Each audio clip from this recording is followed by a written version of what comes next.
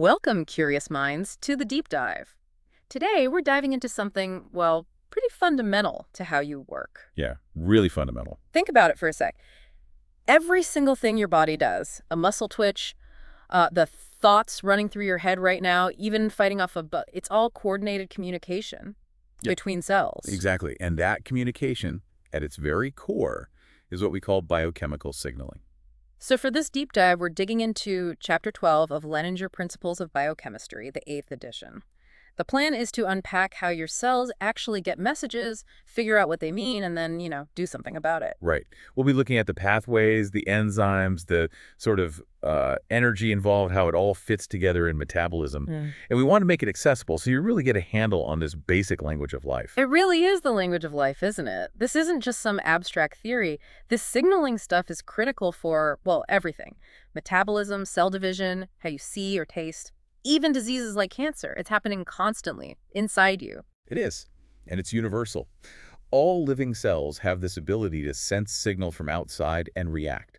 A signal is basically information that gets turned into a chemical change inside the cell. And what's amazing is how similar the underlying ideas are across all sorts of life. Nature found some good tricks and stuck with them, huh? What are those core principles? Yeah, there are about 8 key features you see again and again. First up is specificity. Think lock and key. Yeah. Super precise. The right signal molecule fits only its specific receptor.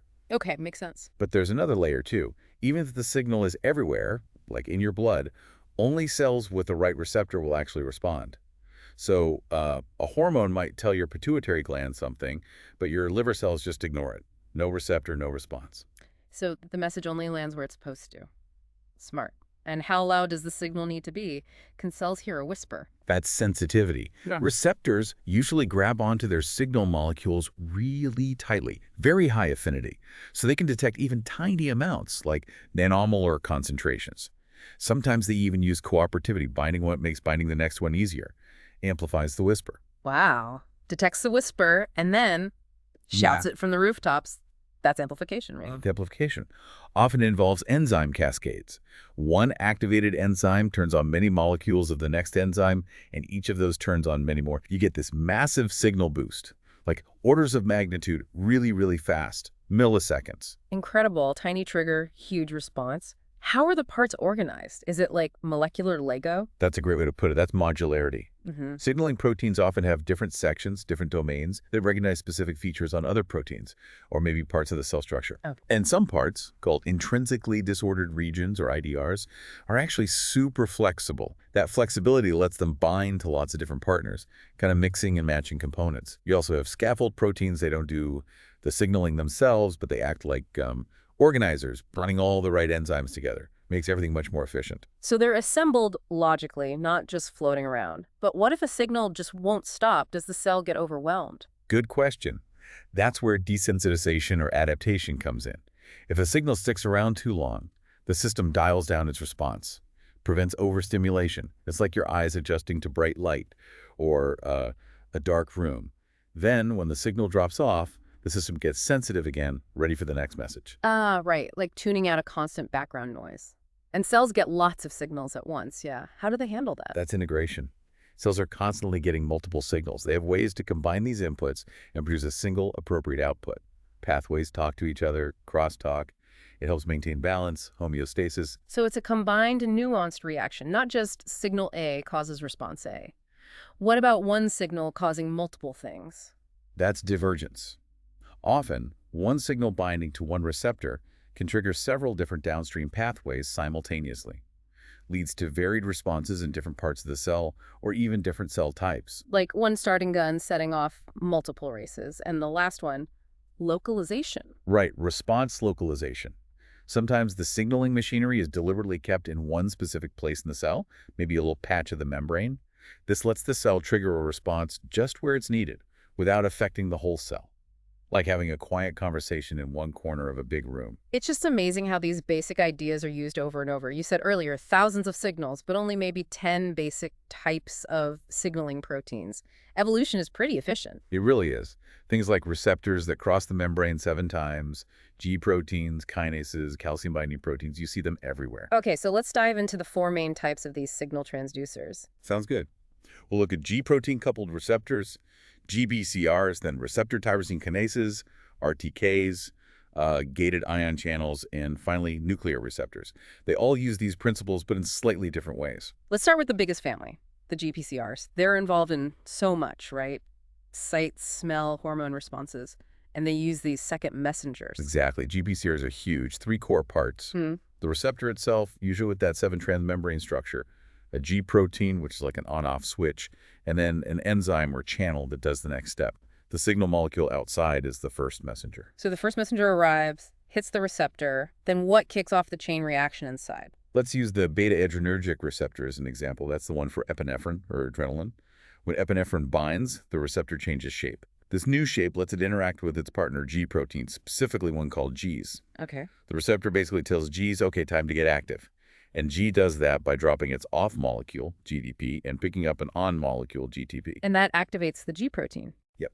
Now, GS, loaded with GTP, splits up, and its active part scoots over to activate an enzyme called adenylate cyclase. This enzyme then takes ATP and starts cranking out lots of the second messenger, cyclic AMP or CANMP. So now there's a flood of CANMP inside the cell. What's its job? CMP's job is to activate another key player, CMP-dependent protein kinase, or pKa. pKa is usually sitting there inactive, kind of clamped shut. But when CANMP binds to it, the clamps come off, releasing the active kinase parts. And these active pKa parts then go phosphorylate things? Exactly. They add phosphate groups to specific target proteins. The phosphorylation changes the activity of those proteins, maybe turns an enzyme on or off. And that's what produces the cell's response to the original epinephrine signal, like mobilizing energy stores, for fight or flight. It's amazing. And researchers can actually see this happening in real time in cells. They can. Using a technique called FRT fluorescence resonance energy transfer, you can genetically tag different parts of pKa with different colored fluorescent proteins. When pKa is inactive, the tags are close, energy jumps between them, you see one color. When CMP activates pKa and it opens up, the tags separate, the energy transfer stops, and the color changes.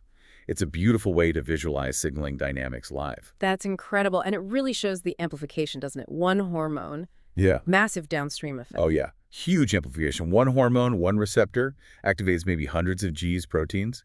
Each Gs activates one adenylate cyclase, which makes thousands of CAMPs. Each CAMP activates a pKa, which phosphorylates hundreds or thousands of target proteins.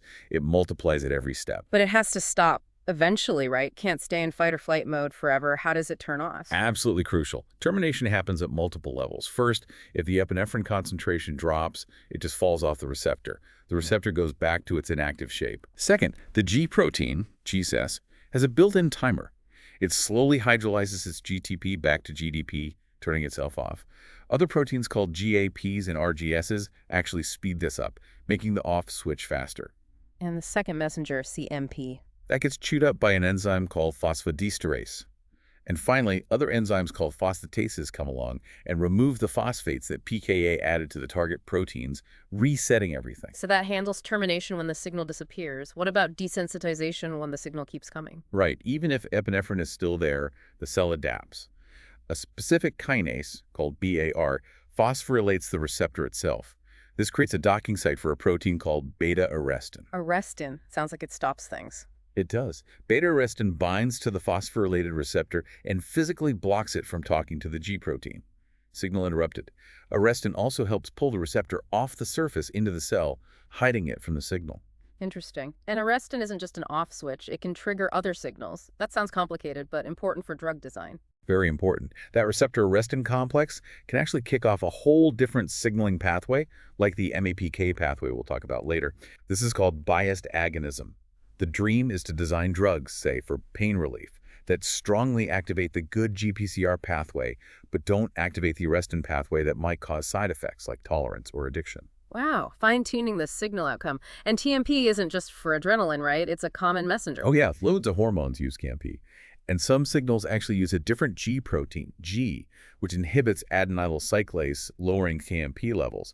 So the same second messenger system can produce opposite effects depending on the receptor and G protein involved. Integration again. And location matters too. You mentioned proteins that anchor pKa. Yes, AKKPs, A kinase anchoring proteins. They act like scaffolds, holding pKa right next to its targets, maybe near a specific ion channel or receptor in the membrane.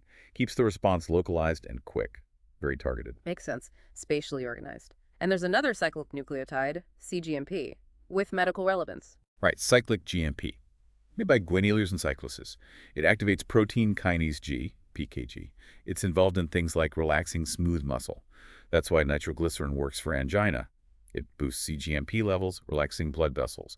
And drugs like Viagra work by blocking the enzyme that breaks down cGMP, keeping its levels high in certain tissues. So G proteins are these versatile switches, turning things on and off. Fundamental. Absolutely. Found everywhere, involved in senses, cell growth, transport. They all work on that same principle. Inactive with GDP, active with GTP, and they have that built-in timer, the GT pace activity, to turn themselves off. But if that timer breaks, that's when you get problems, like in cancer. Exactly. A classic example, the small G protein RAS. Mutations in RAS are found in maybe a quarter of human cancers. Often the mutation breaks the GT pace timer, so once RAS gets turned on, it stays on, constantly telling the cell to divide. That's a stark example. And cholera toxin is another dramatic case. Yes, the cholera toxin chemically modifies the G's protein in your intestinal cells, permanently locking it in the on state. Constant G's activation means constant adenyl cyclase, sky-high CAMP, and nonstop pKa activity. pKa phosphorylates ion transporters, causing massive salt and water loss. The severe dehydration of cholera really shows how critical that on-off switching is. Wow. Okay, but GPCRs can trigger other pathways too, not just CAMP. What about the one with DG and IP3? Right. Some GPCRs couple to a different G protein, GQ. GQ activates an enzyme called phospholipase C, or PLC. PLC finds a specific lipid in the membrane, PIP2, and cleaves it into two new second messengers, diacylglycerol, DAG, which stays in the membrane, and inositol trisphosphate, IP3, which floats off into the cytosol. Two messengers from one lipid. What do they do? IP3 drifts over to the endoplasmic reticulum, the cell's internal calcium store. It binds to special IP3-gated calcium channels, causing them to open. Calcium, which is kept at really high concentration inside the ER, rushes out into the cytosol, so cytosolic calcium levels spike up. DAG, still in the membrane, works together with this newly released calcium to activate another kinase, protein kinase C, or PKC. PKC then goes off and phosphorylates its own set of target proteins, affecting things like the cytoskeleton or gene expression. So calcium is another second messenger. Seems like it pops up everywhere. Calcium is incredibly versatile. Muscle contraction, neurotransmitter release, fertilization, so many things. Cells maintain a very low resting calcium level in the cytosol, so even a small release or influx causes a big relative change, a strong signal. This change is often detected by proteins like talmodulin. Talmodulin. Yeah, it's a small protein that binds calcium ions. When calcium levels rise, it binds calcium, changes shape, and then it can wrap around and activate other enzymes, especially a family called CAM kinases. And this calcium signaling can be complex, like waves or pulses. Definitely. Calcium signals aren't just on-off. They can oscillate, pulse, spread like waves through the cell. It allows for really sophisticated control. And again, lots of crosstalk between the calcium and CAMP systems. They influence each other constantly. It's amazing how these core components get reused. Like in our senses, vision, smell, taste, they're basically GPCR systems too, right? Fundamentally, yes. Take vision. Light hits rhodopsin and GPCR in your rod cells. This activates its G protein partner, transducin. Transducin then activates an enzyme that chews up cGMP. cGMP again. Right, so cGMP levels drop. This drop causes cGMP-gated ion channels in the rod cell membrane to close. Closing these channels changes the cell's electrical potential, makes it more negative, hyperpolarized, and that electrical change is the signal sent to the brain. You see light. And the amplification must be huge to see single photons. Immense. One photon, hundreds of transducins activated, thousands of cGMPs destroyed per second, hundreds of channels closed, incredible sensitivity. And, like other GPCR systems, it has rapid shutoff mechanisms involving GTP hydrolysis and receptor phosphorylation by rhodopsin kinase, then arrestin binding. And that connects to the story of John Dalton and color blindness. That's fascinating. It is. Color vision uses similar GPCRs called opsins, tuned to different colors. Dalton was famously red-green colorblind. Over 150 years after his death, scientists got DNA from his preserved eyes and found he was missing the gene for the green opsin. A perfect molecular explanation. Wow. Science reaching back through time, and smell and taste are similar variations on this theme. Pretty much. Smell. Odorant binds GPCR, activates Golf, another G protein, boosts TMP, opens CAMP-gated ion channels, depolarization, signal to brain. Taste. Tastant binds GPCR, activates gasteucin. Yep, another G protein might change CAMP or IP3CA2 plus AID, leads to channel changes electrical signal. It's all variations on that 7-telomere receptor, G protein, second messenger, kinase cascade theme. Just amazing versatility from a Um, limited toolkit. Okay, let's shift gears to the second major type, receptor tyrosine kinases, or RTKs. Different structure, different mechanism. Right. RTKs are membrane receptors, but instead of coupling to G proteins, their internal part is an enzyme specifically, a kinase that adds phosphates to tyrosine residues on proteins. Think insulin receptor, or receptors for many growth factors. So how does the insulin receptor work when insulin binds? The insulin receptor is actually already a dimer, two halves joined together. Insulin binding causes these halves to rearrange slightly, bringing their internal kinase domains closer. These domains then phosphorylate each other on key tyrosine residues, that's autophosphorylation. This phosphorylation acts like a switch, opening up the kinase active site so it can now phosphorylate other target proteins. And what's the first key target inside the cell? A protein called IRS1, insulin receptor substrate 1, the activated receptor kinase phosphorylates IRS1 on multiple tyrosines.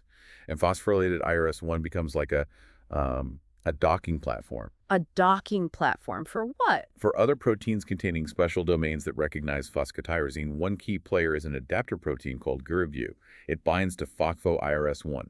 GRB doesn't have enzyme activity itself, it's just a connector. And what does GRB2 connect to? GRB2 recruits another protein called SOS. And SOS is a GEF, a guanine nucleotide exchange factor for our old friend, the small G protein race. So SOS activates RAS by helping it swap GDP for GTP. Rise again. And that kicks off the MepK cascade, right? Important for cell growth. Exactly. Active RISE triggers a kinase cascade. RISE activates RAF1, a MACK. RAF1 phosphorylates emiacons, and phosphorylates ER, emiapong. Activated ERK travels into the nucleus and phosphorylates transcription factors, turning on genes needed for cell division. That's why insulin can also act as a growth factor. Such a cascade. But insulin's main job is metabolic control, glucose uptake, glycogen storage. How does that happen? That involves a crucial branch off that initial IRS1 docking platform. Another enzyme, PI3K, phosphoinositide 3 kinase, also binds to phospho-IRS1. Activated PI3K then phosphorylates a membrane lipid, PIP2, turning it into PIP3. PIP3, another lipid signal. What does it do? PIP3 acts as a docking site on the membrane for another kinase, protein kinase B, or PKB, also called ACT. PKB gets activated at the membrane. Activated PKB then phosphorylates several targets. One key target is GSK3, glycogen synthase kinase 3. Phosphorylating GSK3 actually inactivates it. And since GSK3 normally inhibits glycogen synthesis, inactivating GSK3 stimulates glycogen synthesis. Store that glucose. Clever indirect activation. And PKB also helps get glucose into the cell. Yes, PKB triggers the movement of glucose transporters, specifically GLUT4, from inside the cell up to the cell surface, particularly in muscle and fat cells. More transporters on the surface means more glucose uptake from the blood. So insulin gives these rapid phosphorylation signals and then slower gene expression changes. Very layered. Exactly. Seconds to minutes for the kinase cascades, hours for the gene expression effects. And of course, this pathway needs an off switch too. How does the PIP3 signal get turned off? There's a phosphatase enzyme called PTN. Its specific job is to remove the phosphate from PIP3, converting it back to PIP2. Signal terminated. PTN is really important. It acts as a tumor suppressor. Mutations that inactivate PTN are very common in cancers because they leave this growth-promoting pathway stuck on. PTN, another key player in cancer control. And like GPCRs, these RTK pathways don't live in isolation, right? There's crosstalk. Tons of crosstalk. Insulin signaling, for example, can phosphorylate the beta-adrenergic receptor, causing it to be internalized, making the cell less sensitive to adrenaline.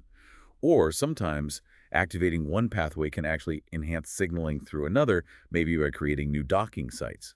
It gets incredibly complex, especially when you factor in metabolites influencing signaling. Systems biology has its work cut out for it. It really sounds like a complex web. And these adapter proteins and docking sites are central to building these signaling machines. Absolutely. Phosphorylation is the key switch. Kinases add phosphates, writers, phosphatases remove them, erasers, and various protein domains like SH2 domains that bind phosphotyrosine act as the readers, docking onto these phosphorylated sites. And many signaling proteins have multiple domains, multivalent. Yes, multivalency is key. Having multiple binding modules allows a single protein to connect several partners, forming intricate signaling complexes. And those flexible, intrinsically disordered regions we mentioned earlier are often involved, allowing one protein to interact specifically with many different partners. It's like building with molecular tinker toys, creating specific structures for specific jobs. That's a good analogy. And scaffold proteins help organize these complexes, bringing kinases close to their substrates, ensuring speed and efficiency and preventing unwanted crosstalk. And location, again, membrane rafts concentrating the players. Right. These specialized lipid raft domains in the membrane act like platforms, gathering specific receptors and signaling molecules together. It increases the local concentration, making the signal transmission much faster and more efficient within that small area. Okay, let's move to the third type. Gated ion channels. Crucial for nerves and muscles. Yeah, cells like neurons and muscle cells are excitable. They use ion channels to turn signals into electrical impulses, changes in voltage across their membranes. These channels are basically regulated pores for ions like sodium, potassium, calcium, chloride. And gated means they open and close in response to something. Exactly. Some are ligand-gated. They open when a specific molecule like a neurotransmitter binds. Others are voltage-gated. They open or close when the voltage across the membrane changes. Cells work hard using pumps like a Na plus K plus ATPase to maintain an electrical gradient, like a small battery. So ions are always ready to flow when a gate opens. So opening a sodium or calcium channel lets positive charge flow in, changing the voltage. Right. That's depolarization. The inside becomes less negative. Opening potassium channels lets positive charge flow out, making the inside more negative hyperpolarization. These rapid ion flows are the electrical signals, and calcium flowing in also acts as a second messenger, remember? And this is how action potentials work in neurons, that electrical wave. Precisely. It's a rapid, orchestrated dance of voltage-gated channels. First, sodium channels open. NAM+ rushes in, depolarizing a patch of membrane. This triggers adjacent sodium channels to open, propagating the depolarization wave down the axon. Immediately behind, sodium channels close and potassium channels open. K+ rushes out, repolarizing the membrane, getting it ready for the next signal. And when this wave hits the end of the neuron, the synapse. At the axon terminal, the depolarization wave opens voltage-gated calcium channels. Calcium rushes in. This calcium influx is the trigger for vesicles filled with neurotransmitters, like acetylcholine, to fuse with the membrane and release their contents into the synaptic cleft, the gap between neurons. So the electrical signal gets converted to a chemical signal. What happens next? The neurotransmitter diffuses across the cleft and binds to ligand-gated ion channels on the next neuron, the postsynaptic neuron.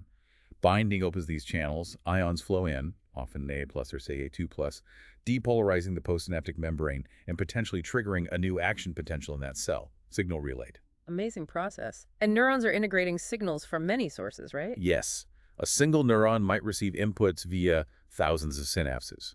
Some inputs cause depolarization, excitatory. Some cause hyperpolarization, inhibitory. The neuron sums up all these inputs. If the net depolarization reaches a certain threshold, then it fires its own action potential. It's a sophisticated calculation. And because these channels are so critical and amplify signals so much, they're targets for toxins. Makes sense, right? Disrupting even a small number of crucial ion channels can have devastating effects on the nervous system. A tiny amount of tetrodotoxin from pufferfish, for instance, can block voltage-gated sodium channels and cause paralysis, high-impact targets. Chilling. Okay, fourth and final type, nuclear hormone receptors. These work very differently. Totally different league. Hormones like steroids, thyroid hormone, retinoic acid, they're hydrophobic, meaning they can slip right through cell membranes. They don't need a surface receptor. They go straight into the cell, often right into the nucleus. And bind to receptors inside. Exactly. They bind to specific receptor proteins located in the cytoplasm or nucleus. This binding changes the receptor shape, and the hormone receptor complex then binds directly to specific DNA sequences called hormone response elements, or HREs. And binding to DNA changes gene activity. Yes. Binding to the HRE, usually along with other co-regulator proteins, directly ramps up or dials down the transcription of specific target genes. It's a direct line to controlling protein production. Which means the effects are much slower, presumably. Much slower. You're talking hours, sometimes days, to see the full effect because it involves making new RNA and new proteins. Compare that to the millisecond responses you get with ion channels or GPCRs. Different timescale altogether. But very powerful and medically relevant, like with tamoxifen. Definitely. Tamoxifen blocks the estrogen receptor in breast cancer cells. It binds the receptor but prevents it from activating gene transcription, slowing tumor growth. Mifepristone blocks the progesterone receptor used for contraception. Targeting these nuclear receptors is a major strategy in drug development. Okay, let's move on to a process that relies heavily on signaling, controlling the cell cycle. Super important. And when it goes wrong, cancer. Exactly. Regulating when and how cells divide is absolutely fundamental. Too little division, you don't heal or grow properly. Too much division, you get cancer.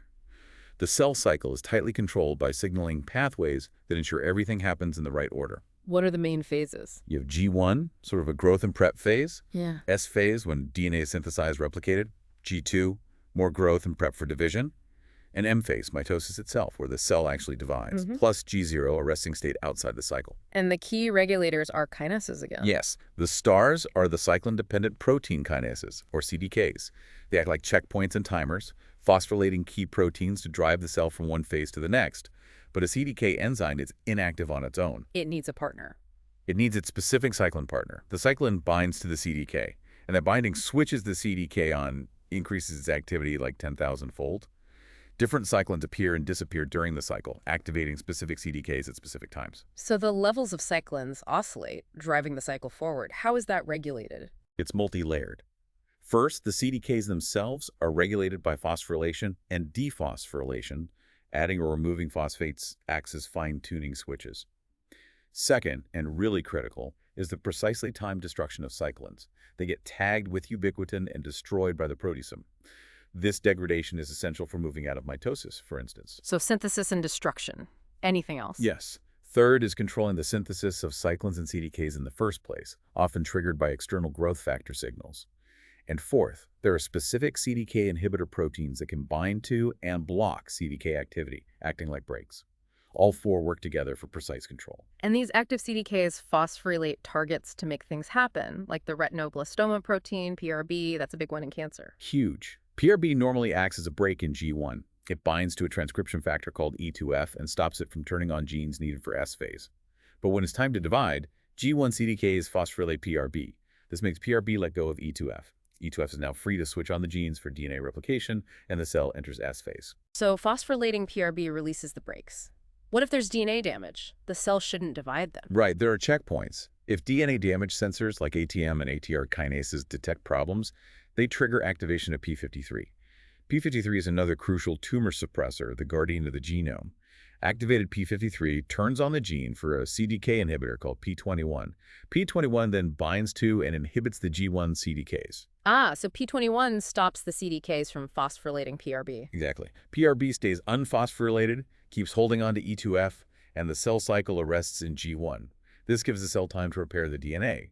If the damage is too bad, P53 can trigger apoptosis, instead program cell death. Better to kill the cell than let it become cancerous. Which brings us neatly to oncogenes, tumor suppressors, and apoptosis, the molecular basis of cancer and how cells deal with problems. Right. Cancer boils down to broken regulation of cell division. Genes involved are often categorized into oncogenes and tumor suppressor genes. Oncogenes are mutated versions of normal genes, proto-oncogenes, that promote cell growth. The mutation makes them hyperactive, like a stuck accelerator pedal. And these mutations are dominant, right? One bad copy is enough. Often, yes. Just one mutated allele can be enough to send a continuous divide signal. These could be mutated growth factor receptors that are always on, or G proteins like RAS that can't turn off.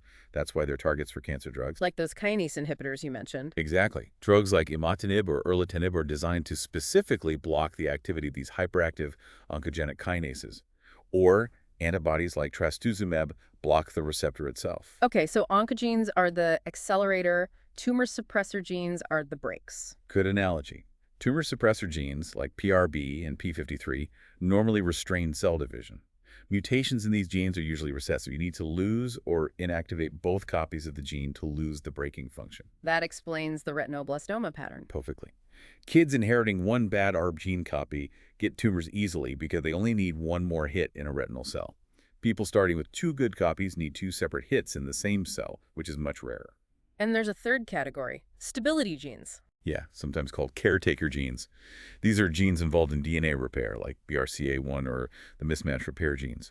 Mutations here don't directly drive growth, but they allow other mutations, in oncogenes and tumor suppressors, to accumulate much faster because the cell can't fix DNA damage properly, like having a lousy mechanic working on the car. So oncogenes, stuck accelerator, tumor suppressors, failed brakes, stability genes, faulty repair shop, and cancer usually needs multiple hits. Almost always. It's a multi-step process. You need an accumulation of several driver mutations in these different types of genes over time to transform a normal cell into a malignant one. But cells have one final defense, right? Apoptosis. Programmed cell death.